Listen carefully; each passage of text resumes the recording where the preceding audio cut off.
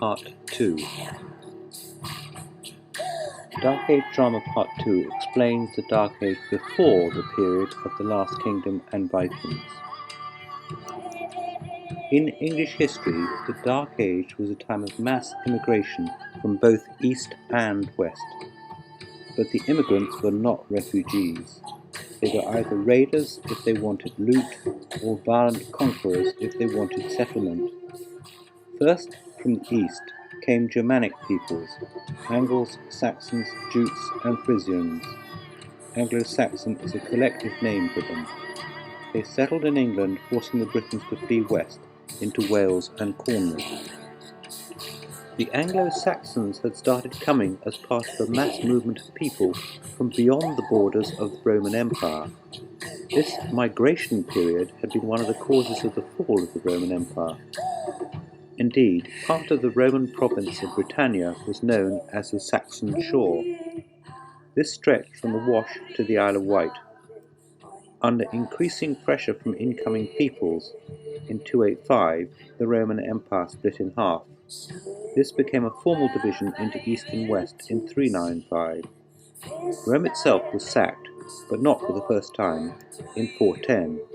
This was the year the Romans left Britain to its own defences against Anglo-Saxons and others who continued to arrive during the 400s. Jutes came from the Jutland Peninsula, modern Denmark, Angles from Angeln in southwest Jutland, and Saxons from northwest Germany. Angles settled in what would become Northumbria, East Anglia, and Mercia. Jutes in Kent in the southeast, Saxons in the south and southwest. Modern names give an indication of who settled where. For example, Essex, where the East Saxons settled, Sussex, where the South Saxons settled, and East Anglia. The Saxon name came from their distinctive weapon, a short sword or knife, known as a seax or scramsax. In the book, Uhtred calls his seax wasp's sting. What we know as England became 7 different Anglo-Saxon kingdoms. Some, but not all, their names remain familiar. Bernicia and Dara became Northumbria. Wessex absorbed the East Saxons, South Saxons, and Kent. Cumbria on the west coast was seldom independent. The area was usually subject to its most powerful neighbour, Northumbria in the 7th century, Mercia in the 8th, Wessex in the 9th. The island of Britain was divided into Celtic and Saxon areas. To the Scots, the Saxons became Sassenachs, to the Welsh, Saesneg. These Anglo-Saxon kingdoms began in a time when history and myth combined. This is when stories began, like those of King Arthur, and also Hengist and Horsa. We know them from later accounts, such as those of the Welsh monk Gildas, written in the 540s. He mentioned the last of the Romans, Ambrosius Aurelianus, who may have been Arthur. It is possible that Arthur was a leader of British resistance to the invaders, who in turn may have been led by Saxon legends Hengist and Horsa, under their white horse standard. Uhtred's Northumbria was one of the earliest Anglo-Saxon kingdoms.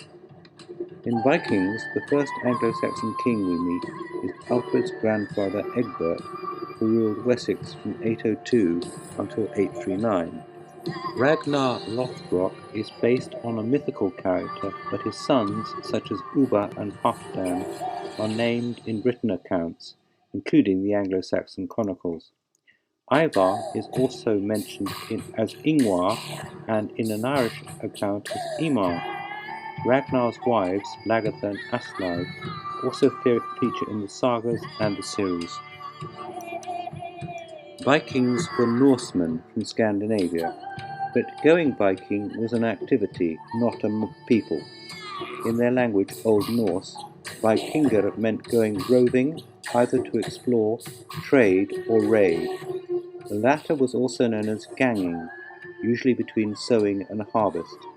The Anglo-Saxon Chronicle called this time of year the Gang Days. It was gang warfare on a devastating scale. Anyone they didn't kill was enslaved or enthralled, so much so that a large proportion of Norse communities were thralls. In Season 2 of The Last Kingdom, Uhtred goes Viking in a raid on Cornwall. In The Pale Horseman, Book 2 of the series, he admits that going Viking is thieving and killing. Viking raiders were described by contemporary written sources as heathen men, pirates, or just the army. As they brought back more and more loot, so many bands joined in that they became a substantial force, which the Anglo-Saxon Chronicle called the Great Heathen Army. The same source called them the Danes, as did the Gesta Danorum, a collection of their sagas which was written later in Latin.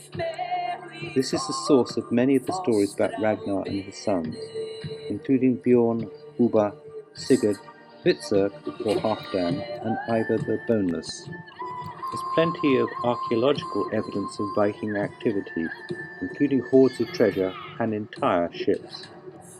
Some of the events in The Burning Land, Book 5 of the original series, the book by Bernard Cornwell, were inspired by archaeological finds in Essex. Early in Vikings, Ragnar's friend Floki builds a ship. His character may be based on Raven Floki in the sagas. The Vikings' ships and their voyages were both remarkable.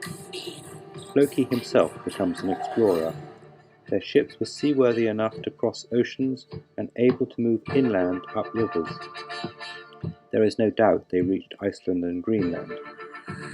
Dark Age drama continues in Part 3, which shows how the drama matches up to the facts.